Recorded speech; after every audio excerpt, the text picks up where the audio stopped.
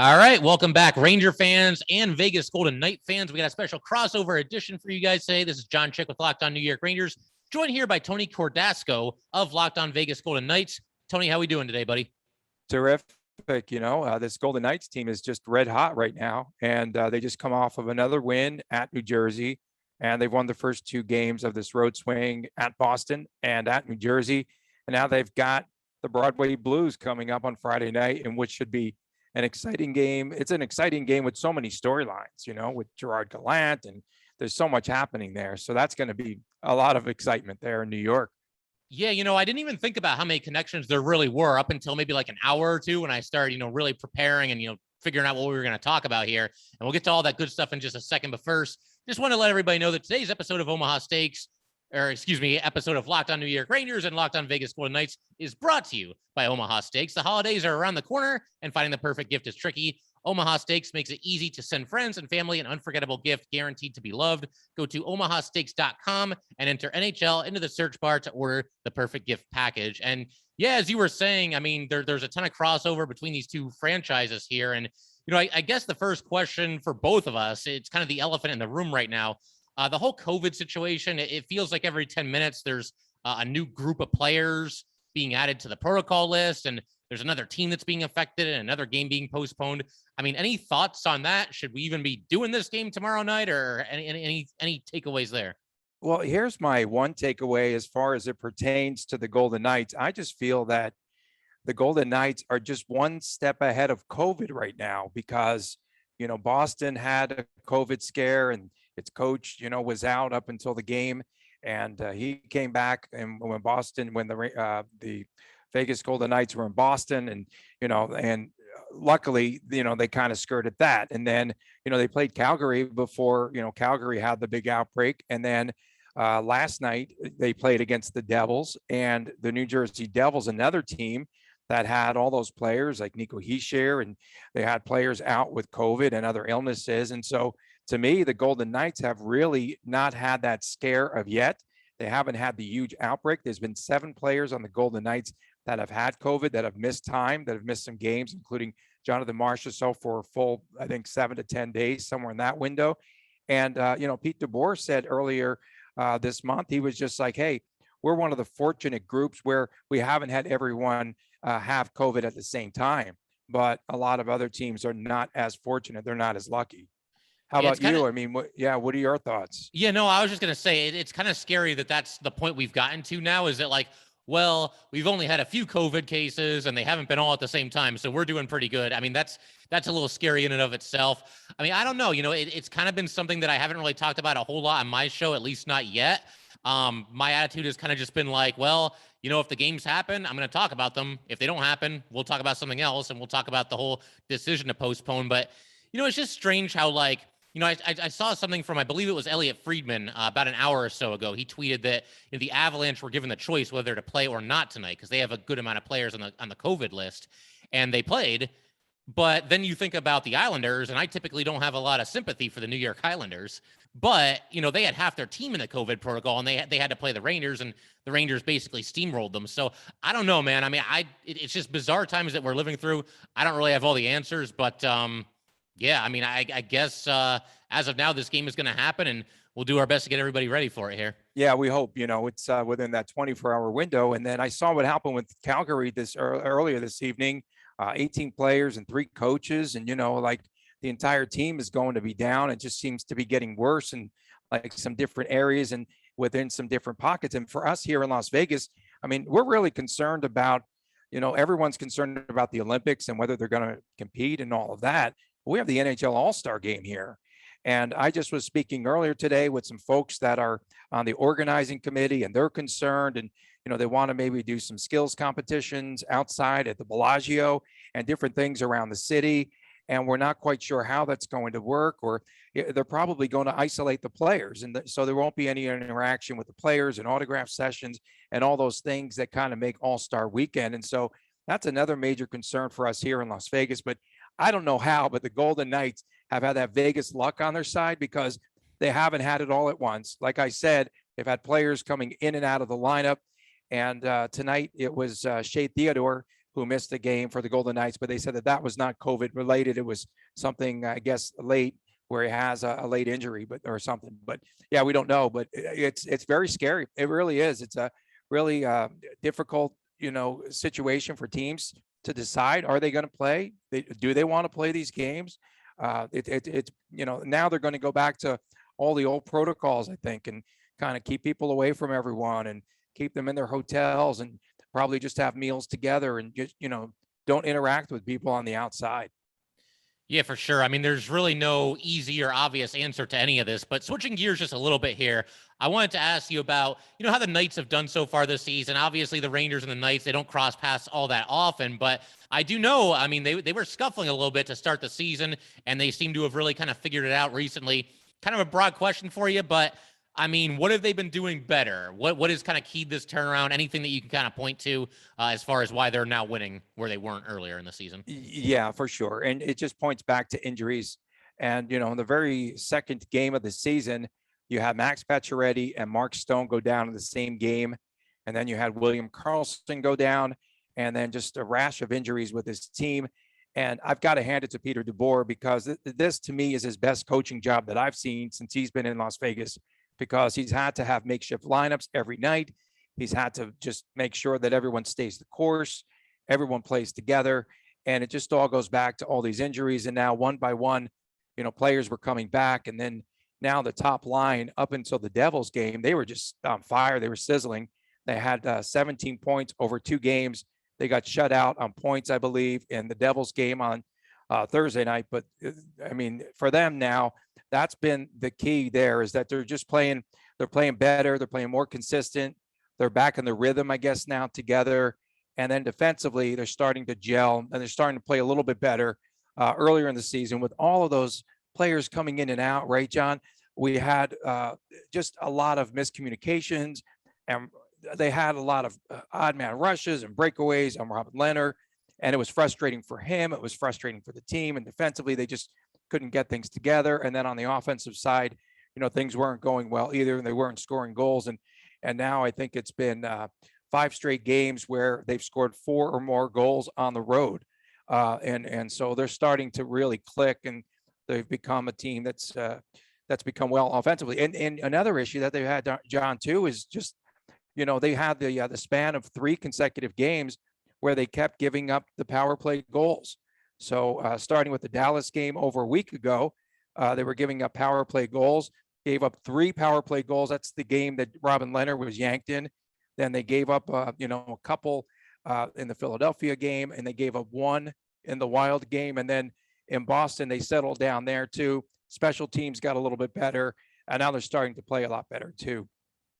Yeah, for sure. And, we'll continue breaking down this Rangers and Knights matchup from every angle in just a second. But first, just want to let everybody know that today's episode of Locked On New York Rangers and Locked On Golden Knights is brought to you by Omaha Steaks. The holidays are right around the corner, and finding the perfect gift is tricky. And there is nothing better than getting Omaha Steaks as a gift around the holidays. Omaha Steaks makes it easy to send friends and family an unforgettable gift guaranteed to be loved. Go to omahasteaks.com and enter NHL into the search bar to order the perfect gift package. For $99.99, you will get 24 entrees like the world-famous bacon-wrapped filet mignons, chicken breasts, sides, desserts, and so much more. When you use code NHL, you'll also get an additional 8 Omaha Steak burgers free with your order. We've all heard the reports about shortages and shipping delays, so do not wait. Order the perfect gift package today at omahasteaks.com, and you will get 8 free burgers when entering the code NHL. Achieve gifting greatness with Omaha Steaks. Incredible flavor, incredible value, and 100% guaranteed. omahasteaks.com, keyword NHL. And Tony, would you like to tell all the listeners about Built Bar? Yeah, this holiday season, you should grab a protein bar that tastes like a candy bar. Built Bar is filled with so much holiday goodness, rich with decadent flavor, covered in chocolate, but amazingly low in calories and sugar, net carbs, and fat, and high in protein. You get the best of both worlds, delicious and healthy. So many flavors that you're going to have a hard time choosing. Will you have the raspberry or the mint brownie? Will you have the cherry or the double chocolate, the cookies and cream, or the peanut butter brownie? Different flavors, all covered in chocolate. Tastes so good, that you won't believe that they are filled with protein. Built Bar gives you the extra fuel to bust down those mall doors and to battle all the holiday shoppers. Or if you're just standing in endless shopping lines, Built Bar can give you the extra something to keep you going. So throw it in your jacket or your purse. You never know when you're going to need it. Go to built.com and receive 15% off your order today. Use that promo code LOCKED15. That's LOCKED15 on built.com. And we thank you all for making Locked On Golden Knights and Locked On Rangers your first listen. And for your next listen, make sure that you check out Locked On Now podcast, nightly recaps of every NHL game, analysis from our local experts. Listen to Locked On Now on Apple Podcast, on Spotify, or you can watch it on the Locked On NHL YouTube channel. Tony Cordasco and John Chick. John, is this Rangers team, are they really, as Gerard Gallant said earlier this week, a soft team? Are they really soft? Oh no, I wouldn't say that at all. I mean, I think really he was just referring to the one performance. I believe that was the first of the two games against the Avalanche. They lost that game 7-3. And they had won 11 out of 12 games, and they've since lost 3 out of 5. I'm looking for their schedule here. Bear with me for 1 second. Of course, my laptop doesn't really feel like working right now, so that's fantastic. But overall, they pretty much went out of their way this offseason to, really improve the toughness and the physicality of this team. I think they've done that. Obviously, trading for your guy, Ryan Reaves there. Maybe we can talk about that in a little bit as well. That does a lot to improve the team's toughness overall. You trade for Barclay Goodrow. You bring in Dryden Hunt, who's kind of unheralded, but a very physical forward. And then, you've got guys like Jacob Trouba and Ryan Lindgren who are already here. They're no strangers to playing physical, tough, old school, nasty hockey and throwing their weight around a little bit. So, I don't think that's an issue. I think that was just the one game that he was referring to. And, the Rangers have lost now, I believe, 3 out of 5 after winning 11 of 12. To me, they kind of just look like a tired team right now. They have a stretch where they're playing 10 games in 17 days, which is pretty wild. They've already had 3 back-to-backs in the month of December alone. So I feel like they're kind of running on fumes right now. Not making any excuses or anything like that, but naturally you're going to slow down a little bit at some point. Nobody can stay that hot all season winning 11 out of 12. So I think that's kind of where things stand right now. I wanted to ask you too about Alexis Lafreniere, and Gerard Gallant is he's yanked him from the lineup and he's just kind of playing him sporadically. Is this to send a message to him? Is this to make him play tougher too? He's tough on Lafreniere, for sure. And there's an interesting situation that happened earlier in the season because, Kakko and Lafreniere, both those guys are always going to be under the microscope until they reach that next level, that level that Ranger fans all expect them to go to. They all hope that they'll go to. But there was kind of some debate among fans because what Gallant did was he actually dropped Alexis Lafreniere, and this was only for one game, but he dropped him all the way down to the 4th line. And at that time, he had a handful of points, and Kakko was still really scuffling to start the season, didn't have any points. And a lot of people were saying like, oh, well, why is he dropping Lafreniere and not Kakko? And I think the difference there is Kakko's that guy that I think kind of needs the coach to throw his arm around him a little bit and kind of pump him up a little bit, whereas Lafreniere, I feel like this guy can go, a quarter of the season without getting on the score sheet, and his confidence is not going to waver. He's still going to believe in himself. And I think he's just one of those guys that Gallant looks at him and just thinks like, I got to challenge this guy a little bit. I got to try and pull a little bit more out of him. Lafreniere's been okay. He's had his moments, but he doesn't have that highlight reel goal where, he fakes everybody out of his skates and just unleashes a rocket. And you're just like, wow, a lot of his goals are actually of the dirty variety, those stuffing kind of goals, things like that. So, yeah, Lafreniere still got some room to grow, and so does Kakko for that matter. But I'm not ready to hit the panic button just yet. It's very easy to forget. I know these guys come in with a lot of hype, but I think Kakko is either 20 or 21, and I think Lafreniere is still 19. He's definitely not older than 20. So I still think they'll get there. And the nice thing is that it really hasn't hurt the Rangers as far as their record is concerned to date. And then what about the bread man, Artemi Panarin? Is he going to be back in the lineup? What happened in Arizona? So they're saying it's a minor lower body injury, which, when you hear that, I think all Ranger fans collectively kind of exhaled at the same time because you obviously cannot lose Artemi Panarin. But, as far as him playing in this game against the Knights, I haven't heard anything definitively one way or the other. Just kind of a guess here because, again, the Rangers have not said one way or another what's going to happen. But I could see him maybe sitting this game out because the Rangers don't play again until the following Wednesday against the Habs. And I just don't think if you're the Rangers, you want to rush Panarin back out there. I'd rather have him miss one game than try to come back too soon and make it worse. And then you've really got a problem on your hands. So we'll see. We'll see. I think it could definitely go either way as far as Panarin is concerned. What do you think about this matchup between Gerard Gallant and Pete DeBoer? And when they were playing, I mean, bitter rivalry between the Golden Knights and San Jose and the Sharks. At one point, Gallant called Peter DeBoer a clown. Yep. And so what do you make of this rivalry? Do you think we'll see anything spill over? How intense do you think it will be from the Rangers' perspective? I mean, Pete DeBoer, I think he's earned my respect now because I know he can coach, and I've seen what he's done through just a crazy time this season with COVID and then injuries and just different lineups every night. And he's really handled it well. But from Gerard Gallant's perspective, how do you think he views this game? Is there going to be some intense pressure on him? Yeah, I mean, I get the feeling, knowing him, he would probably downplay it, going into this game and just say, oh, yeah, I used to coach there, but it's another game and we're trying to get 2 points. And, the typical coach speak, I think, is what he would probably go with. But deep down, you got to think that he wants to win this game and maybe even stick it to the Knights a little bit because, something that I've always said about Gallant is I thought he got a bad deal, not just from the Knights, but also from the Panthers. Getting fired somewhat unjustly in both of those two stops. At least we didn't send him off in a cab. We didn't send him off we did not send him off in a cab in Las Vegas, at least. That's fair. That's a good point. But no, I mean, there's a lot of layers to this because, there was that rivalry that you mentioned between him and Peter DeBoer, and now DeBoer basically took his job and now he's coaching the Knights. And DeBoer used to be the coach of the Devils. And, he was there when Tortorella was coaching the Rangers, and there were all these fights. I mean, granted, the Ranger team is completely different now. I think Kreider's the only guy left from those days. But, yeah, man, I mean, there's a lot of, crazy connections for two teams that don't see each other that often. It's pretty wild how many connections there are here.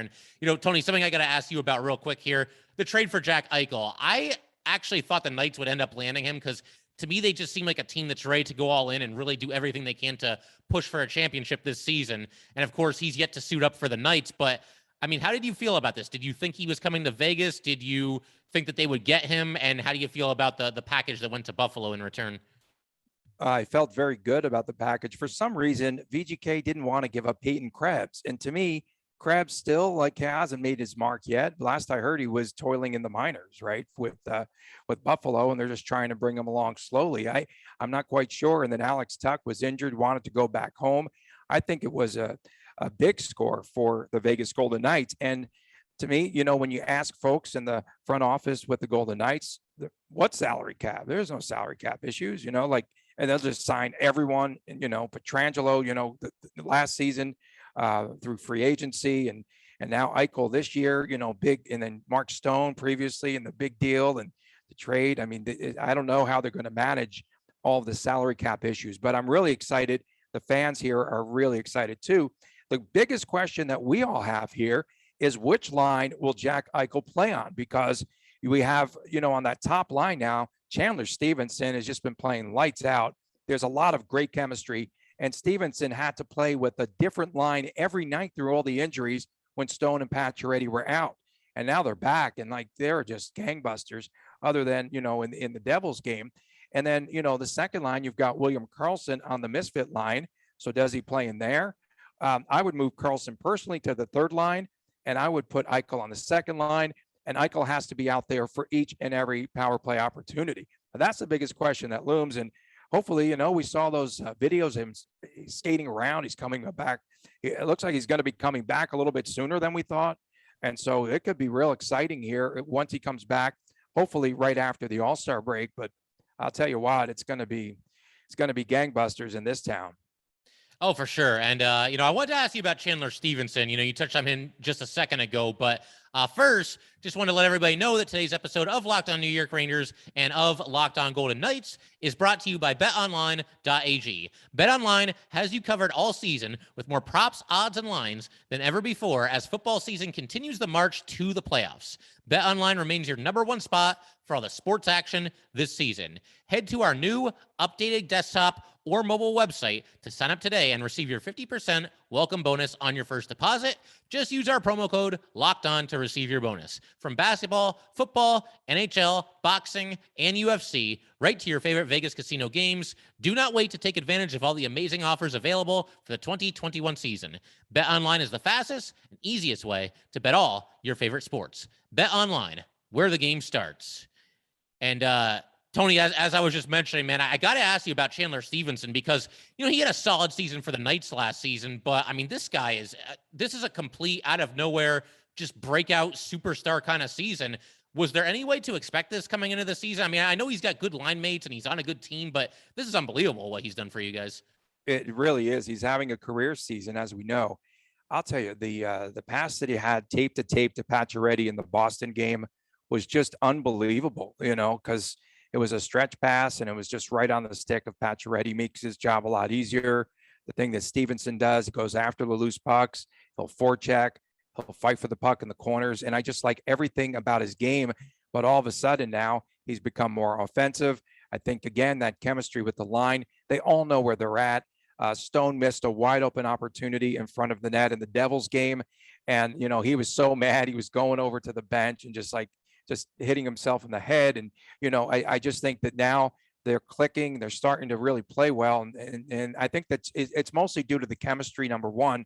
Number two, I think Pete DeBoer asked Chandler Stephenson to step up when everyone else was out.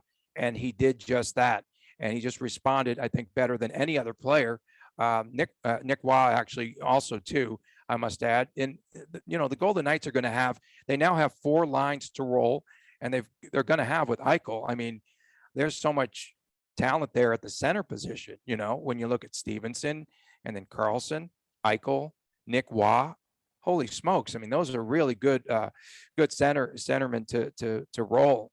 But he's just playing well. He just stepped up as soon as he was asked to respond. I think that was the biggest key. How do you think that these top lines match up, John, with Chris Kreider, Zibanejad, and Capo Caco against that number 1 line of VGK? Well, I got to say, I do feel a little bit better about it now than I probably would have 24, 27 hours ago, somewhere in that time range, because that top line for the Rangers was scuffling a little bit, Mika and Caco and Kreider, but they really got it together against the Coyotes on Wednesday night. And I realize it's the Coyotes and they don't win that often, but I mean, hey, they combined for 7 points. That's impressive, no matter what the situation is.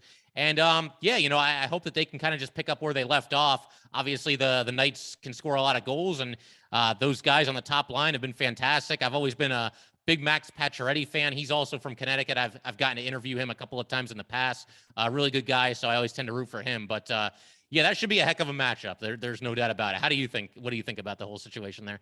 Oh, I just think, it'll be the top 6, I think, that's going to decide this game. And I just feel that it should be a very tough physical game. And, especially back-to-back nights for, the Vegas Golden Knights. And that's a crazy road trip, I think, for the Rangers, where they have to go to Colorado and then Arizona and then go back home, like that. And, play so quick turnaround, just a day off. But yeah, I think it's going to be a physical and a game where they'll have to grind it out here.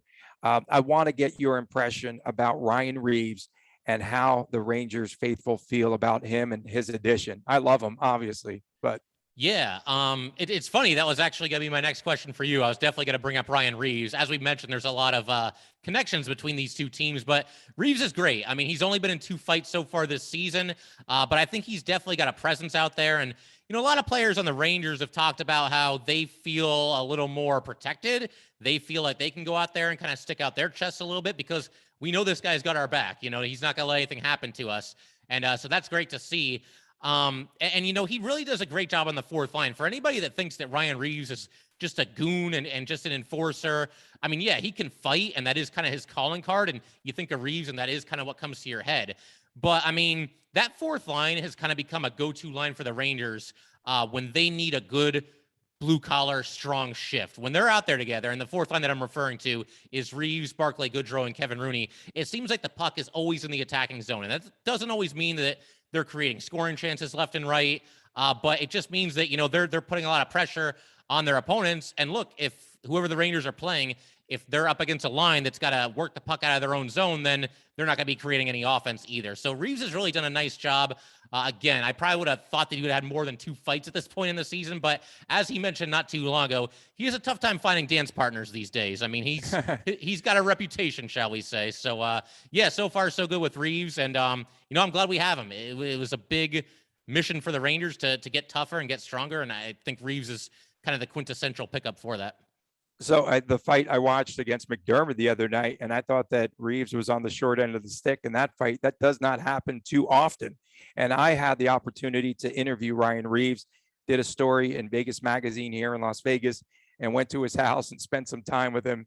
And he's awesome. just a really good guy, like off the ice. And he knows that fighting has been the reason why he does fight is because it's made his career last longer, because he doesn't have a lot of other skills.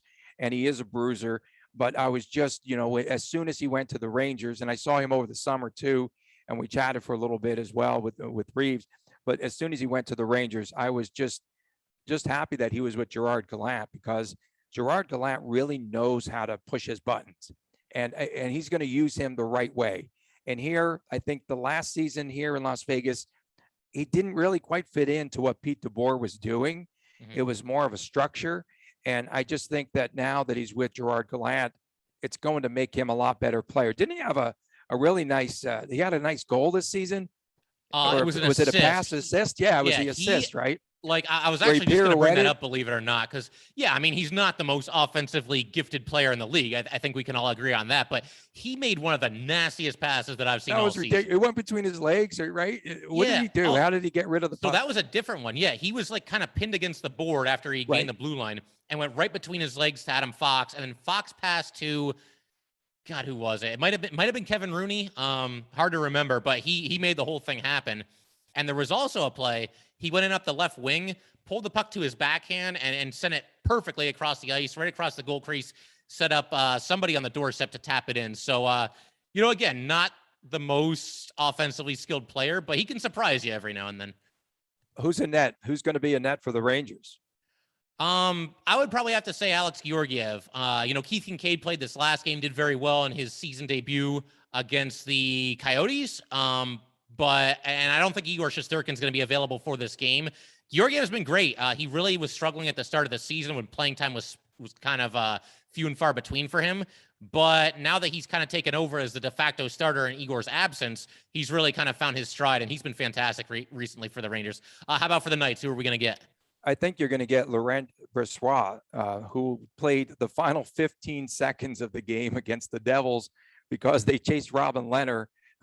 No one wants to fight Robin Lehner. I'd like to see Lehner maybe in Reeves. I don't know. That'd be kind of fun. But I thought I thought that they would alternate goalies on this road trip. And, the Boston game we thought would be Lehner. And then I thought Brossoit would come back on Thursday night against the New Jersey Devils. And then in the back-to-back, you go back to Lehner. But I think Lehner now wants to play against his former team in the Islanders. I think he wants to play in that game.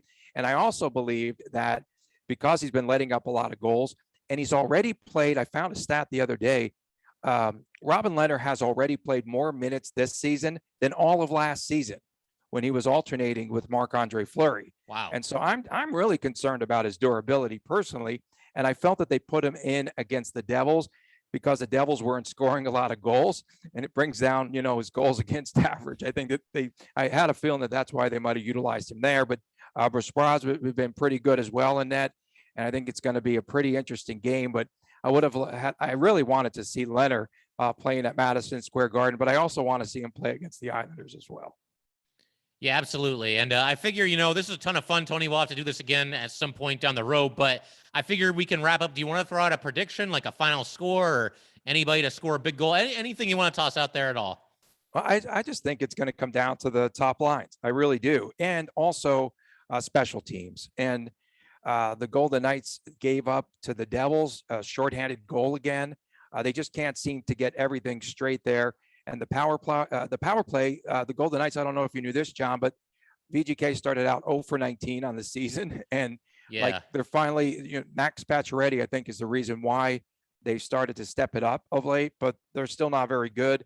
And I just think it comes down to, perhaps a special teams play or that top line, whoever gets the best of the other team, especially now.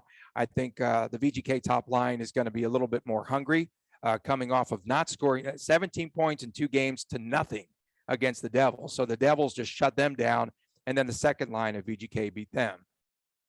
How about you? I mean, if it comes down to special teams, I got to say I do like the Rangers' chances just because they've been really good on both the power play and the kill recently. I think they've killed off like 33 of the last 35 power plays that they've faced. So they're feeling it there. And on the power plays, all the way up to 5th in the league. And they were awful to start the season. So they were really having a tough time scoring goals, either at even strength or on the power play. So, I'm a Rangers fan, right? Full disclosure. So I am. Yeah. I was born in New Jersey and grew up, as a New York Rangers fan. And in '94, we couldn't find my good friend Billy Scapagurcio there in Newark for 2 days. He was sleeping in his yard after the Rangers won, after they won the cup. But if he's listening, shout out to Billy Scap. Yeah. But I just think it's going to be I think it'll be a really good game. And I just think, again, it comes down to some miscues there, and it'll be a special teams play. I can't wait to watch the interaction of the coaches and just everything else, that's going on. And Ryan Reaves, does he tussle with someone? Does he bang someone hard? Does he want to go after someone, just because? Yeah. Yeah, no, I mean, for sure. I think this could be a really, really intense matchup. And again, especially for two teams that don't see each other that often, I could see the intensity getting ratcheted up pretty quickly in this one. But yeah, I figure we can call it there, Tony. But like I said, this was a ton of fun, and we will definitely have to do this some point in the future. Where can everybody find you on Twitter? At Tony Dasco and at Locked On VGK. All right. And you can find me at jchick17 or at LO_NY_Rangers. And yeah, I guess that will pretty much do it. I did want to mention that we want to thank you guys for making Locked On New York Rangers and Locked On Golden Knights your first listen every day. Now make your second listen Locked On Bets, your daily one-stop shop for all your gambling needs. Locked On Bets, hosted by your boy Q, with expert analysis and insight from Lee Sterling. It is free and available on all platforms, and we will see you guys next time. Thanks, John.